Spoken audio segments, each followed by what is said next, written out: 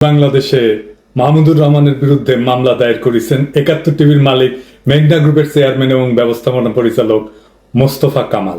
এই ৭১ টিভির জয় বাংলা করেন না, এখন ফল পাইতেছেন। দেখেছেন তো, বিড়াল মারতে হয় প্রথম রাতেই। তারপর ৫ই ফেব্রুয়ারিতে যখন ধানমন্ডি ৩২ নম্বর বুলডোজার চালাইলাম, সেদিনও জয় বাংলা করতে পারতেন। এরপরে যেন মিস্টেক না হয়। আর হ্যাঁ, দিল্লি স্টার আর পন্দের আলো মনে থাকবে তো, আকেলমনকে ইশারায় কাপি।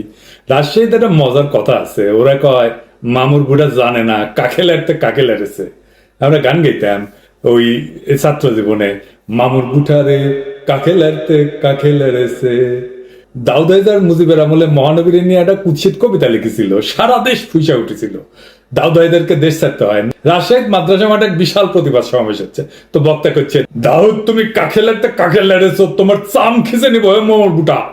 তো মোস্তফা কামাল, তোমার কুরকুরায় না, এক পিনাকি ধরলে পাবলিকে কয় জয় বাংলা হয়ে যায়, আর তুমি মিয়া পুষকে একটা ৪ ফুটি পিনাকি ইলিয়াস কনক সারর যারা গুরু মানুষে মাহমুদুর রহমানকে লাড়তে গেছো, তোমার চাম খিচে নিবো মামুর বেটা খাড়া।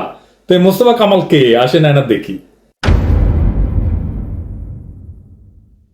মোস্তফা কামাল এক সময় লবণ ব্যস্ত, সে একটা ন্যারেটিভ তৈরি করেছে যে নিছক কঠোর পরিশ্রম করে মেলা সে একটা বিশাল বড় গ্রুপ তৈরি করেছে, গপ্প তৈরি করেছে। কিন্তু সত্য ঘটনা হইতেছে সে একটা মাফিয়া সাম্রাজ্য তৈরি করেছে। শেখ হাসিনার সাথে আত্মীয়তা কইরা, ব্যাংক লুট কইরা, ট্যাক্স ফাঁকি দিয়া সে একটা বিশাল বড় মাফিয়া সাম্রাজ্য তৈরি করেছে। আর এই গত ১৬ বছর ধরে এই ফ্যাসিবাদী শাসনের বুনিয়াদ তৈরি করার জন্য সে কালচারাল ন্যারেটিভ তৈরি করেছে। সে আওয়ামী লীগের অন্যতম প্রধান চাঁদাদাতা ছিল। তার রাজত্ব তৈরি হয় ২০০৮ থেকে ২০২৪ সালে। কেমনে একটু বুঝে দেখি। ২০০৮ সালের আগে এই মোস্তফারে কেউ চিনত না। শীর্ষ ব্যবসায়ীদের মধ্যে থাকা তো দূর কি বাদ, ২০০৮ সাল পর্যন্ত তার 10টা কোম্পানিও ছিল না, যা ছিল টুকটাক ব্যবসা। তার বেশিরভাগই দেউলিয়া। ২০০৮ সালের নির্বাচনের পর থেকে তার ভাগ্যের চাকা ঘুরতে থাকে। ২০২৪ সালের জুলাই পর্যন্ত তার ব্যবসায়িক গোষ্ঠী খুনি হাসিনার সাথে ব্যক্তিগত সম্পর্ক গড়ে তোলার মাধ্যমে ৫৪টা ফ্যাক্টরি, ১১৫টা কোম্পানি নামে বেনামে তৈরি করে। আপনি উইকিপিডিয়াতে যেয়ে দেখবেন ২০০৮ সালের আগে তার কি ছিল, কিছুই না। সে তার ৫০ বছরের গ্লোরির মিথ্যা গল্প শোনায় তার ওয়েবসাইটে, অথচ তার প্রথম ফ্যাক্টরি করে ১৯৯১ সালে, মেঘনা ভেজিটেবল অয়েল। আর এই মাফিয়া মুস্তফার সমস্ত প্রতাপ ফ্যাসিবাদী হাসিনার করুণায় এবং কল্যাণে সে নিজেই স্বীকার করেছে। শুনেন, ৫ বছরের মধ্যে এতগুলো শিল্প, এটা অ্যাকচুয়ালি ওনার ভীষণ, ওনার অনুপ্রেরণা এবং ওনার হুকুম আমরা সে পালন করার জন্য আমরা অত্যন্ত পুরা উদ্যমে আমরা ঝাঁপাইয়া পড়ছি। তো সে কিভাবে চান্দা দিত না দেখি দুই একটা। হ্যাঁ, ধানমন্ডি ৩২ নম্বরে মুজিবের জাদুঘর নির্মাণের জন্য আওয়ামী লীগকে ৫০ কোটি টাকা দিছিল সে। তারপর সূচনা ফাউন্ডেশন, হাসিনা মায়া পুতুলের প্রতিষ্ঠান, ওইটার জন্য সে তার ডোনেশন দিছে, দেখেছেন তো। ৫০ কোটি টাকা তো মায়ের ভোগে চলে গেছে, বুলডোজার চালে ছাপা করে দিছি। খালি ওই ৭১ টিভি তার ছাপা করা হয়নি, তাই এত ফাল পারিচ্ছে। ফ্যাসিবাদী সরকারের আমলে এই মোস্তফা হাসিনার পরিবারের কোটি কোটি ডলার এই পাচার করেছে। আর এই আওয়ামী লীগের সমস্ত দুর্নীতিবাজ মন্ত্রীদের সাথে তার ছিল ঘনিষ্ঠ সম্পর্ক, বিশেষ করে ওবায়দুল কাদের। বিভিন্ন জনকে ঘুষ দিছে, ব্যক্তিগতভাবে ব্যাংক পরিচালক, অন্যান্য উচ্চপদস্থ কর্মকর্তাদের বাড়ি দিছে, সম্পত্তি দিছে, এই সমস্ত উপর দিছে। আমাদের কাছে প্রমাণ আছে। কারে সে ঘুষ দেয় না? আর্মিকে, secretariat, ministry, central bank, police. আর এর সাথে জিগরি দোস্তি ছিল বেনজির। বিভিন্ন অনুষ্ঠানে আপনি বেনজিরের সাথে ছবি দেখবেন তার। আওয়ামী শাসনের শেষ কয়েক বছরে মোস্তফা ব্যাংক থেকে লুট করে প্রত্যেক বছর 10টারও বেশি কোম্পানি গড়ে তোলে। তার সব কোম্পানির উদ্বোধন করে শেখ হাসিনা নিজে এবং তার মন্ত্রী পরিষদের উপদেষ্টারা। এই ধরনের অনুষ্ঠানে সবসময় উপস্থিত থাকতো হয় হাসিনা, নয়তো তার মন্ত্রী, নয়তো তার উপদেষ্টা। আর এই মামলা করাটা তার অভ্যাস। যেই তার জন্য চ্যালেঞ্জ হয়ে দাঁড়ায়, তাকে মামলা দিয়ে সে থামায় দেয়। এই যে ধরেন ২০১৪ সালে এসিসি মোস্তফার দুর্নীতির জন্য তদন্ত শুরু করেছিল, আর মোস্তফা মামলা করে থামায় দেয় সব কিছু। তারপর ধরেন মাতার বাড়ি যখন অর্ডার পাইল না, টেন্ডারের শর্তাবলী যখন পূরণ করতে না পারার জন্য মামলা করে বসে। তারপর ধরেন সেনাবাহিনীর এগেইনস্টে 4টা মামলা করেছিল, সময় মতো অর্ডার সাপ্লাই করতে পারেনি আর্মিকে। এরপর আর্মি এগ্রিমেন্ট ক্যান্সেল করে দেয়, তার জন্য সে মামলা করে মোস্তফা। সবাই এখন অলিগার্ক বলতে সালমান এফ রহমান বোঝে, এস আলম বোঝে, সামিট বোঝে, নাসা গ্রুপ বোঝে। এই তার চেয়ে বড়, এই মেঘনা গ্রুপ তার চেয়ে বড় সামেসি কোনো বাণিজ্য চালায় যাচ্ছে। শুধু তাই না, আবার ফোসফোস করে সবল মারে আমাদেরকেই। সে পলিটিক্যাল পার্টিগুলোকে টাকা ঢুকে দিচ্ছে। সবাই তার পারিবারিক প্রোগ্রামে যায়, তার মাইয়ার বিয়াতে যায়। আপনি এমন কোন দল পাবেন না যারা উঠে যায়নি। এই যে প্রফেসর ইউনূসের সরকারের উপদেষ্টারাও গেছে, আমি তো দেখে হতবাক, কে না। আবার তার মাইয়া জামাই মার্চ ফর গাজার মিছিলেও ঢুকিছে আন্দালি পার্থের সাথে। অবশ্যই সে আন্দালি পার্থের আত্মীয়, অনেক আগে থেকেই পার্থের সাথে সম্পর্ক। এই প্রসঙ্গে পরে আসতেছি। তারপরে তাহের ভাই দেখেন মাইয়ার বিয়াত কথিত আছে, তাহের ভাই আর পার্থ এই দুইজনে প্রোটেকশন দেয় তারে, মেঘনা গ্রুপকে। আর বিএনপি তো আছে, ওটা আমরা দেখেছি। আমাদের অর্থ উপদেষ্টা, বাণিজ্য উপদেষ্টা তার মায়ের বিয়াতে যায়। শুধু তাই না, আমাদের ব্যারিস্টার ফুয়াদ, এমনকি মঞ্জু ভাই যায় তার মায়ের বিয়াতে। ভাই আপনারা বড় লোকের বিয়া বাড়ির বিরিয়ানি খান নাই আগে? এই দুর্বৃত্ত ব্যবসায়ী মাইয়া বিয়া যাওয়া লাগে। আপনারা নতুন বাংলাদেশ গড়বেন কিভাবে? সরি, আপনারা পারবেন না। আপনারা কেউ কিছু করতে পারবেন না, লিখে রাখতে পারেন। বিরিয়ানির লোভ সামলে যেতে পারেন না। কুমিল্লায় যখন বিপ্লবী ছাত্র জনতার বাড়ির 5ই আগস্টে যায় হামলা করতে, তখন এই লোক নিজেকে জামাত পরিচয় দেয়। কথিত আছে জামাতের তাহের ভাই এটা পাঠাইছিল। শুনেন, সে তারে প্রোটেক্ট করেছে। দেখেন কার কার নাম বলে। এই কনকপথে মুস্তফা কামালের জন্ম হয়েছে। এই কনকপথে আরাধনীয় বিশ্ববিদ্যালয় করে, এই কনকপথে পলিটেকনিক্যাল ইনস্টিটিউট সহ অসংখ্য প্রতিষ্ঠানের জন্ম এই কনকপথে দিয়েছেন। এই মুস্তফা কামালের জন্ম হওয়ায় আজকে আমরা গর্ববোধ করি। সেই ঐতিহাসিক এই কনকপথকে আমাদেরকে রক্ষা করতে হবে। কোন পান ছুড়ে যাওয়া যাবে না, কারো বাড়িঘরে হামলা করা যাবে না। আমাদের আমিরে জামাত নির্দেশনা দিয়েছেন, ইসলামী ছাত্র শিবিরের কেন্দ্রীয় প্রেসিডেন্ট নির্দেশনা দিয়েছেন, জাতীয়তাবাদী দলের মহাসচিব মির্জা ফখরুল ইসলাম নির্দেশনা দিয়েছেন, কোটা আন্দোলনের সমন্বয়করা নির্দেশনা দিয়েছেন, তারেক রহমান নির্দেশনা দিয়েছেন। সকল নির্দেশনাকে আমরা মেনে নিয়ে আমরা সেই মদিনা বিজয়ের যে সনদ, সেটা যদি মনে থাকে তাহলে আমরা সাধারণ ক্ষমা করে দিলাম। আমরা সাধারণ ক্ষমা করে দিলাম। এখন সে কিভাবে তার অতীত ক্লিন করেছে জানেন? হাসিনার সাথে তার সরাসরি সম্পৃক্ততা প্রমাণ করে এমন কোন ভিডিও বা ফটোর প্রমাণ সে মুছে ফেলতেছে। আপনি যদি ইউটিউব এবং অন্যান্য সোশ্যাল মিডিয়াতে যান, তাহলে আপনি দেখবেন যে এই মালটা তার নিজের গৌরব প্রচার করতে সবচেয়ে বেশি সময় ব্যয় করেছে। যে কিভাবে সে তথাকথিত সততা এবং কঠোর পরিশ্রমের মাধ্যমে শীর্ষ ব্যবসায়িক টাইকুন হয়ে উঠছে। কষ্টার্জিত সাফল্যের কথা কইছে, যেখানে 2008 সাল পর্যন্ত তার গ্রুপে মাত্র 5 থেকে 6টা কোম্পানি ছিল। হাসিনা ক্ষমতা আসার পর থেকে 16,000 কোটি টাকা ব্যাংকের লোন নেয় এবং প্রত্যেক মাসে একটা করে কারখানা তৈরি করে। এই টাকাটা পুরোটাই সে লুটপাট করেছে।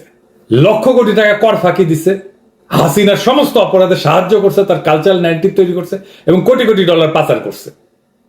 একদিনে 9টা ফ্যাক্টরি উদ্বোধন করেছে। চিন্তা করেছেন কি পরিমাণে টাকা কামাইছে এই সময়ের মধ্যে। দেখেন, শিল্প খাতে বঙ্গবন্ধুর সোনার বাংলার স্বপ্ন বাস্তবায়ন করছেন মেঘনা গ্রুপ অফ ইন্ডাস্ট্রিজের প্রতিষ্ঠাতা মোস্তফা কামালের মতো সফল উদ্যোক্তারা।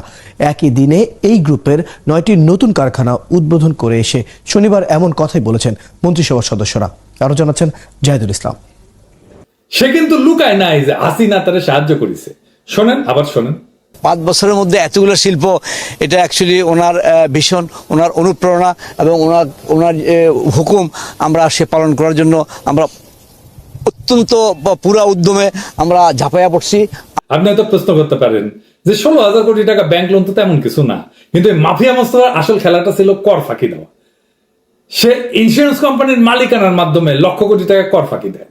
কোন কাঁচামাল আনতে যদি 10 টাকা লাগে, সে ওইটা সরকারকে ট্যাক্স না দিয়া আন্ডার ইনভয়েসিং করিয়া অনেক কম মূল্য দেখায় আনে। তার বিপরীতে সরকারের যে ন্যায্য ট্যাক্স, সেইটা সে জমা দেয় না। এর ফলে রাষ্ট্র লক্ষ কোটি টাকা ট্যাক্স থেকে বঞ্চিত হয়েছে। এই টাকা দিয়ে সে আওয়ামী লীগ পালতো। একটা উদাহরণ দিই। ওবায়দুল কাদের যখন গুরুতর অসুস্থ হয়ে সিঙ্গাপুরে একটা হাসপাতালে ভর্তি হয়, টাকা দিছিল কে? এই মাফিয়া মোস্তাফিজ সেখানে নিজেও গেছিল চিকিৎসার জন্য, 4.5 কোটি টাকা দিছিল।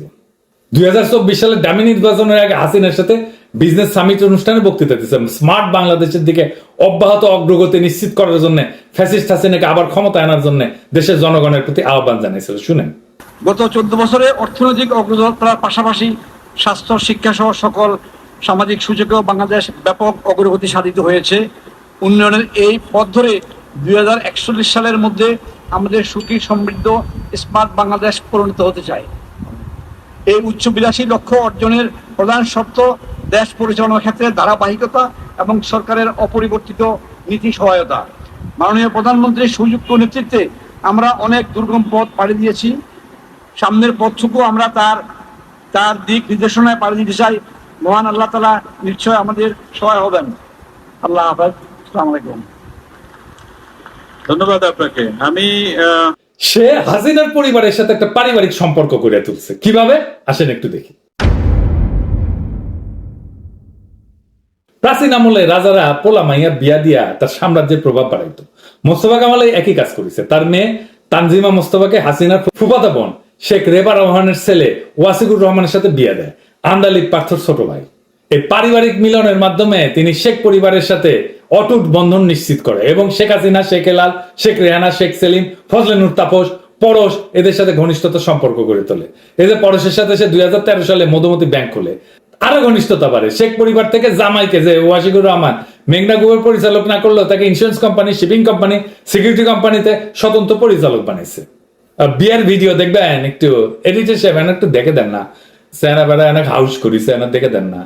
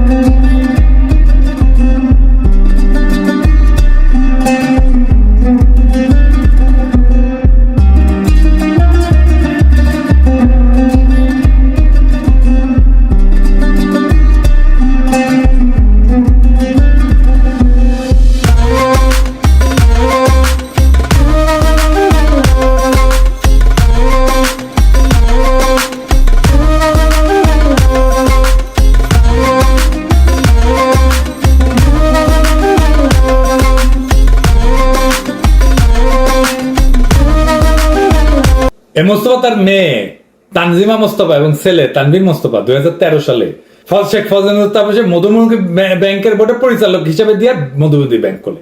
এই মধুমতি ব্যাংক দিয়ে হাসিনার হাজার হাজার কোটি টাকা পাচার হয়েছে। নিয়মিত নানাভাবে হাসিনাকে চান্দাও দিয়ে গেছে। দেখেছেন, ব্যাংক করলে চলে না, গ্রাহকের টাকা ফেরত দিতে পারে না, আর চান্দা দিয়ে গেছে হাসিনা। আবার মজার জিনিস দেখেন, এই মধুমতি ব্যাংকের কাঁচা খোলা প্রমোশন করে গেছে পন্দের আলো। তারা নাকি খুব সুশাসন করে চালিয়েছে ব্যাংকটা। দেখেছেন, এটা সে দেখান না কি লিখিছে, দেখেছেন লিখিছে কর্পোরেট সুশাসন বজায় রেখে 6 বছর ধরে ব্যবসা করে যাচ্ছে। দেখেন, দেখেছেন তো মতি মিয়া ব্যাংকটার হোগা মারা সারা হইলো কেন? এত কর্পোরেট সুশাসন থাকলে। দেখেছেন তো সব রসুনের গোয়া কিভাবে এক জায়গায়। তারপরে ফাইনালি এই যে সোয়াবিন তেলের দাম বাড়িয়েছে, এটা মেঘনা গ্রুপের কারসাজি। এই চাপ দিয়ে দাম বাড়াইছে সরকারকে, এই হারামজাদা চাপ দিয়ে দাম বাড়াইছে। আমি কইছিলাম না মেঘনার মধ্যে চুবামু, ওকে আসলে মেঘনার মধ্যে চুবানো লাগবে। আর ফাইনালি তার 72 টিভি আছে, তাই না? আসেন 72 টিভি নিয়ে একটু দেখি 72 টিভিটা সে কেমনে সামলাইছে, কেমনে সেটা ধ্বংসের হাত থেকে রক্ষা করেছে, কেমনে জয় বাংলা হওয়া থেকে রক্ষা করেছে। এই 72 টিভিটা হাসিনা ন্যারেটিভ তৈরি করেছে সবসময়। এরা 5ই মে হেফাজত গণহত্যার পটভূমি তৈরি করেছে। মামলা হয়েছে বলে এর নামে। দেখেছেন, এই খুনি হাসিনা আর শেখ মুজিবের তোষামত করার জন্য এই নিউজ চ্যানেলটা সারাক্ষণ এটা কাজ করে গেছে। এমনকি 2024 জুলাই বিপ্লবের সময় 71 টেলিভিশন মিথ্যা তথ্য প্রচারের মাধ্যমে ছাত্র জনতার বিরুদ্ধে দাঁড়াইছিল। জুলাই বিপ্লবের সময় 71 টিভি ছাত্র জনতাকে জঙ্গি ট্যাগ লাগাইছিল। 2001 থেকে 2006 সাল পর্যন্ত দেশে জঙ্গিবাদ চরম রূপ নিয়েছিল। এবার শিক্ষার্থীদের আন্দোলনকে আশ্রয় করে লন্ডন থেকে আসা নির্দেশে জামাত শিবির ও বিএনপি নাশকতায় লিপ্ত হয়। আর এর সিও ছিল মোজা বাবু, যার বউ এমপি ছিল আওয়ামী লীগের। সীমান্ত অতিক্রম করে ভারতে যাওয়ার চেষ্টা করার সময় গ্রেপ্তার হয়। আর মোস্তফা আমাদের স্বাধীন বাংলাদেশে স্বাধীনভাবে ঘুরে বেড়াইতেছে। হাসিনা এবং ইন্ডিয়ার এজেন্ডা বাস্তবায়ন করেছে। 71 টিভির অপকর্মের লিস্টই তো আনলিমিটেড। হাসিনাকে তোষামত করে তারা একটা প্রোগ্রাম হোস্ট করতো, নাম হইতেছে হাসিনা প্রতিদিন, দেখিস?